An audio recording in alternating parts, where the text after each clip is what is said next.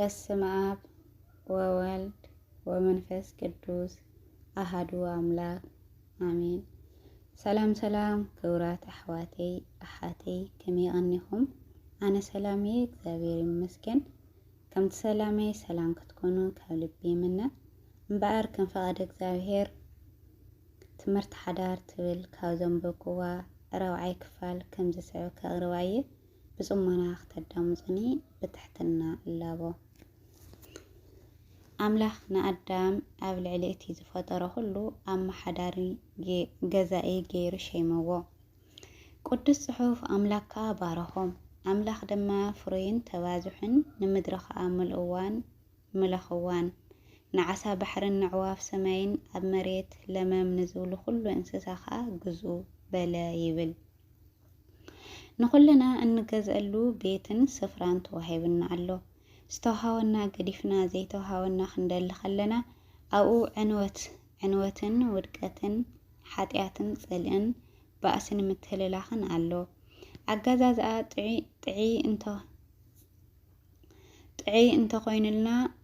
እንተኾነልና ምስቲ ኣገዛዝኣና ዘሎ ሕብረት እያ ትውስድ። ጥዒ ንኾነልና ምስቲ ኣገዛዝኣና ዘሎ ሕብረት እያ ትወስኖ። ንሕና ኣብ ሓዳር ብፍቕሪ ክንገዛዛእ ከም ዘለና ነንሕድሕድኩም ብፍቕሪ ተገዛዝኡ ጽሑፍ እዩ። ጋላትያስ 5:13 ፍቕሪ ዘይብሉ ኣገዛዝኣ ጭቆንነት ዲክታተርነት እያ እትኸውን። እዚኣ ድማ ቀዳማይ ነቲ ኣምላኽ ብፍትወትና ክንገብሮ ዝሃበና መሰል እትገፍፍ፣ ካልኣይ ባርያ ሰብ ኮንካ ክትነብር እተገድድ፣ ሳልሳይ ክብሪ ርእስኻ እምበር ክብሪ ኣምላኽ ዘይትርኢ ኣገዛዝኣ እያ ትኸውን። ሰብኣይ ክብሪ ርእሱ ደልዩ ዘይኮነ ኣበይቱ ክብሪ ክርስቶስ ከርኢ ምድላእ እዩ ክዓይ ዘለዎ። ጽሑፍ ከዓ እቲ ክብሪ ርእሱ ዝዛረብ ክብረት ርእሱ እዩ ዝደሊ ይብል። ስለዚ እትገብሮ ኩሉ ንኽብሪ ኣምላኽ ኢልካ ክትገብሮ ከም ዘለካ እትዛረቦ ኩሉ እቲ ኣምላኽ ትዛረቡ ዝሃበካ ክትዛረብ ከም ዘለካ ኢና ነስተውዕል። ቀፂሉ ውህብቲ ኣምላኽ ስለ ዝኾነ ሰብኣይ ኣብ ልዕሊ ሰበይቲ እውን ኣብ ልዕሊ ሰብኣያ ኣይተዓበዩ። ሰበይቲ ካብ ሰብኣይ ክትመሃር ልባ ክፉት ክኸውን ኣለዎ። ሰብኣይ ካብ ኣምላኽ ክመሃር ኣብ ቅድሚኡ ክነብር ኣለዎ። ሰብኣይ ንሰበይቱ ብፍቕሪ ክሽፍና ኣለዎ። ሰበይቱ እውን ኣብ ልዕሊ ዝተውሃባ ክብር ውህብቶ ምዃኑ ክትቅበሎ ኣለዋ። ሰብኣይ ሰበይቱ ኣካሉ ምዃና ክግንዘብ ኣለዎ። ሰበይቱ እውን ሰብኣያ ርእሲ ከም ዝኾነ ክትፈልጥ ኣለዋ። ሰብኣይ ንሰበይቱ መንፈሳዊ ስጋዊ ዝዘርአላ ባዕሉ ክኸውን ኣለዎ። ሰበይቱ ድማ ካብ ሰብኣይ ብጎይታ ጌራ ክትቀበሎ ኣለዋ። ሰብኣይ ክርስቶስ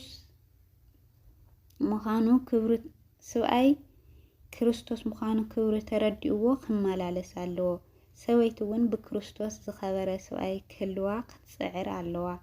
ምክንያቱ ክብሪ ሰብኣያ ክብራ ስለ ዝኾነ ንሳ ድማ ዘውዲ እያ።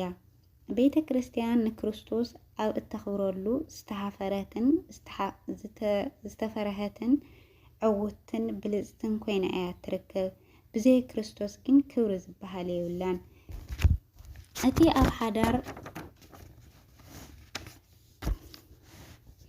እቲ ኣብ ሓዳርና ክህልወና እንደልዮ ውህደት ሓድነትን ክርስቶስ ምስ በይቱ ዘለዎ ሓድነት ውህደትን እናርአና ክኸውን ኣለዎ። ኣብ ሓዳር ኣዳምን ሔዋንን ዝመፀ ውድቀት ብሰንኪ ናይ መሪሕነት ፀገም እዩ። ኣዳም ንሰበይቲ ሔዋን ክመርሓ ኣይከኣለን። ከም ውፅኢቱ ድማ ውድቀት ኣስዓበ።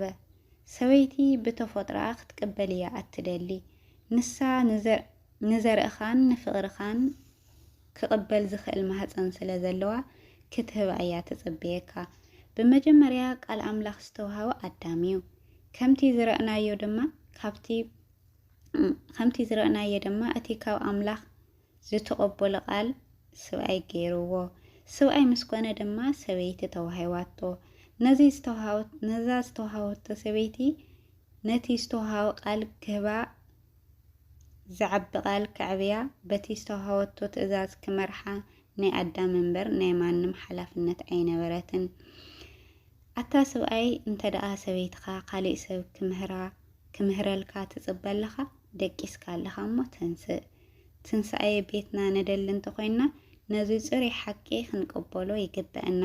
ከምዚ ምዃኑ እንተዘይተረዲእና ከምኡ ምግባር እውን እንተዘይነቂሕና ኣብ ቤትና ህያውያን ውሉድ ዘይኮነ ሙታን ውሉድ ኢና እነፍሪ። ከምቲ እቲ ጽሑፍ ሰብኣይ በይኒ ክነብር ጽቡቕ ኣይኮነን ዝበሎ ሰብኣይ ከዓ ብዘይ ኣምላክ ክነብር ጽቡቕ ኣይኮነን እሞ ሰብኣይ ካብ ኣምላክ ሰበይቲ ድማ ካብ ሰብኣይ ተፈልዮም ክነብሩ የብሎምን። ምክንያቱ ምፍላይ ሔዋን ካብ ኣዳም ካብ ሰይጣን ጠኒሳ ክትመጽእ ሞት ካብ ኣምላክ ዝፈልይ ዘርኢ ተቐቢላ ክትመጽእ ይገይርዋ። ኣብዚ እቲ ፀገም ኣዳም እዩ ዝነበረ። ምክንያቱ ስለምንታይ ካብኡ ተፈልያ ክትከይድ ሓደጋ ኣብ ኣመራርሕኡ ኣይነፍዐን። ኣታ ሰብኣይ ሰበይትኻ ካባኻ ኣይትፍለያ። ነቲ ኣብ ኣዳም ዝተርአየ ጉድለት ሔዋን ንባዕላ ካብኡ ክትቅበል ክትምላእ ዝመፀት ስለ ዝኾነት ንጉድለት ክትትክእ ኣይከኣለትን። ንሳ ክትቅበልን ክትመራሕን እያ እትደሊ። ክትቅበል ክትመራሕ ከላ ንሳ ጽባቐን ግርማን ሰብኣያ እያ እትኸውን። ሰበይቲ ብተፈጥሮ ጽብቕቲ እያ። ኣብ ጽባቐ ድማ ኣዝያ ትግደስ። ሰብኣይ ጽብቕቲ ሰበይቲ ጽባቐኡ ምዃኑ ተረዲኡ እቲ ዝግብኦ ይግበረላ። ሰብኣይ ንሰበይቱ ዝግብኦ ይግበረላ። ከምኡውን ሰበይትን ሰብኣያ ትግበረሉ። ቀዳማይ ቆሮንጦስ 7:3 እቲ ጽሑፍ ቅድሚ እቲ ሰብኣይ ንሰበይቱ ዝግብኣ ክገብረላ ከም ዘለዎ እዩ ተጻሒፉ ዘሎ። ዝግብኣ ዝተገበረላ ሰበይቲ ድማ ንሰብኣያ ዝግብኦ ንኽትገብረሉ ዝኽልክላ ዋላ ሓንቲ የለን። እቲ ዝግብኦ እናተገበረሉ ንዕኡ ገዲፉ ናብ ካሊእ እትኸይድ እቲ ፀገም ካብ ሰብኣይ ዘይኮነ ንዕኡ ገዲፋ ናብ ካሊእ እትኸይድ እቲ ፀገም ካብ ሰብኣይ ዘይኮነ ካብኣ እዩ። እቲ ኣብ ሓዳር ዝርአ ዝዓበየ ፀገም ግና ናይ ሰብኣይ እዩ።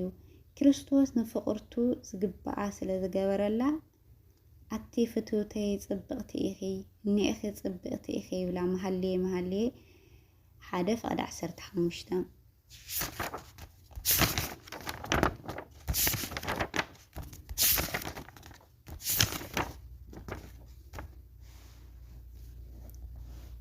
ኣብ ሓዳር ብህያው ነፍሲ ጥራይዶ ወይስ ከምቲ ናይ ክርስቶስ ህያው መንፈስ እውን ዘለዎ ክኾን ኢኻ ተዓቢ ዘለኻ? እቲ ቦታ ህያው ነፍሲ ጥራይ ኣብ ሓዳር ዝመላለስ ኣብዚ ዓለም እዚኣ ከውፅእ ክሰርሕ ንገዝኡ ዝኸውን ገለ ነገር ጎቲቱ ክኣቱ ይኽእል እዩ። ግናኸ ንሱ እዚ ኩሉ እናገበረ ነቲ ፋሕሶ ሰይጣን ዝፈልጦ ቤቱ ብመፈንጠራ እቲ ክፉእ ዝተተሓዘት ክትከውን ትኽእል እያ። ምናልባት ንስኻ ኣብ ሓዳር ምህላውካ ጥራይ ጽቡቕ ዘለኻ ኮይኑ ክስምዐካ ይኽእል እዩ። ከምኡ ኢልካ ትመላለስ ዘለኻ እውን ክትከውን ትኽእል ኢኻ። ምክንያቱ ቦታ ዘላትካ ህያው ነፍሲ ርሂፁ ዝኣቱ ገንዘብ ዝኸዓብት ገዛ ዝውንን ትምህርቲ ዝወድአ ፍልጠት ዝና ስም ዘለካ ብሰባት ፍቱው ኣብ ዓለም ሕፉር ኮታስ ኣብዚ ዓለም እዚ ምርኡይ ሰብ ኮንካ ክትረአ ትኽእል ኢኻ። እዚ ኩሉ እትነብሮ እትመላለሱ ዘለኻ ከምቲ ቀዳማይ ኣዳም ህያው ነፍሲ ስለ ዘላትካ እዩ። ብርግጽ ከምኡ ኮንካ ክትመላለስ ጽዒርካ ክትበልዕ ክትምእርርን እዚ ፍቓድ ኣምላኽ እኳ እንተኾነ ኣብ ልዕሊ እዚ ግን ህያው መንፈስ ዘይብልካ ብኡ እውን ዘይትመላለስ እንተኮንካ ምዚ ኩሉ እተትካ ጻዕርኻ ኣብ ህይወትካ ዓብዪ ሃጓፍ መጻወድያ ሰይጣን ዝተፈንጠርካ ኢኻ። ጽሑፍ እቲ በታ ህያው ነፍሲ ዝመላለስ ዝነበረ ሰብኣይ ከምዚ ክብል የርእየና። ንነፍሲ እውን እቲ ነፍሰይ ብዙሕ እተደለበ ሃብቲ ንብዙሕ ዓመታት ዝኣክል ኣለክሞ ዕረፊ ብልዒ ስተይ ተሓጎሲ እብላ በለ ሉቃስ 12:19 እዚ ሰብኣይ ሓጎስ ነፍሱ ሃብቱ እቶቱን እዩ ዘሎ እዚ ምስ ገበርኩ ኣብዚ ምስ በጻሕኩ እየ ዝሕጎስ እናበልካ ተሓስብ እዚ በዓል ሃብቲ ንብዙሕ ዓመታት ዝኣክል እውን ደሊቡ ዘሎ ሰብኣይ ከምቶም ኣብዚ ዓለም እዚ ከም ኣነባብራ ዓለም ዝነብሩ ግናኸ ብዛዕባ ህይወት ዘይሓሱ ምሳሌ ዝኾነ ሰብ እዩ